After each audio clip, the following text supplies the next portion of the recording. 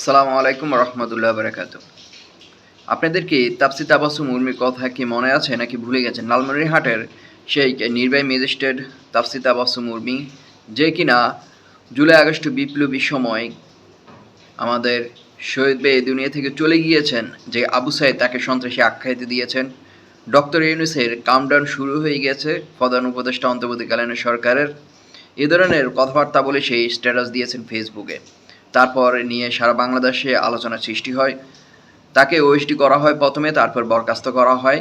তাকে চাকরি থেকে স্থায়ীভাবে বরখাস্ত কিন্তু দিয়ে দিয়েছে। তো অনেক দিন নীরব ছিলেন, তাকে দেখা যায়নি।